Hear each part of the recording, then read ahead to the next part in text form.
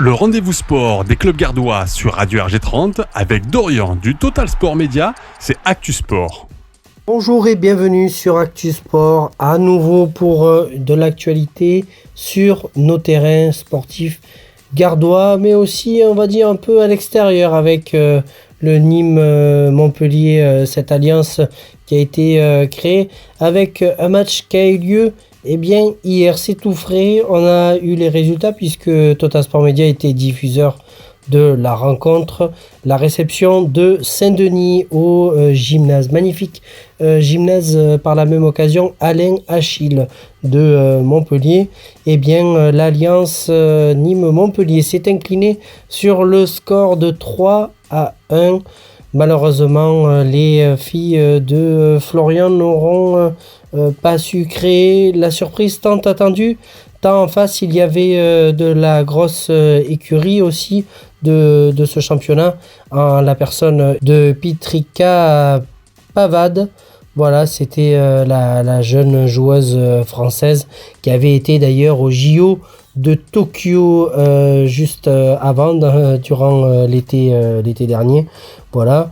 Donc écoutez, cette défaite a beaucoup de déception, mais il faudra relever la tête rapidement et notamment nous avons eu l'occasion de pouvoir échanger justement à ce sujet parce que la suite va être importante pour l'Alliance Nîmes-Montpellier puisqu'il y aura le maintien à acquérir, mais un point retenu hier est absolument important pour la suite. Et d'ailleurs on écoute Lucie Mobarek, la jeune joueuse française, au micro de Dorian sur Total Sport Média. Lucie, après la défaite ce soir face à Saint-Denis, on imagine un peu la déception ce soir, hein? Bah oui, forcément, je suis déçue pour l'équipe et pour moi-même. Après, je suis aussi contente parce qu'on a réussi à avoir le point qu'on voulait, donc c'est aussi un point positif, mais quand même déçue.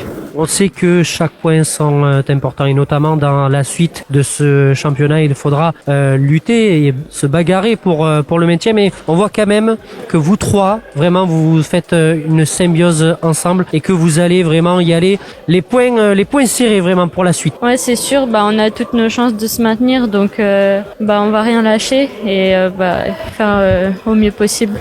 Donc comment on est un peu en tant que jeune joueuse prometteuse aussi à 17 ans évidemment, comment toi tu es positionné? On avait Félix juste avant qui fait partie aussi de cette jeune génération, mais voilà, comment toi tu vis un peu ces moments-là? Au début c'était forcément dur de jouer tous les matchs en pro parce que j'étais un peu la plus faible du championnat et quand j'ai réussi à gagner mes premiers matchs, ça m'a donné un peu de confiance et vu que j'ai rien à perdre, forcément c'est toujours mieux de jouer plus fort, donc j'ai rien à perdre et c'est cool de pouvoir jouer sur plus fort. Bon, merci en tout cas Lucie de nous avoir accordé ce moment. Malgré cette défaite, on espère se revoir sur des moments un peu plus heureux. Merci en tout cas. Merci à vous.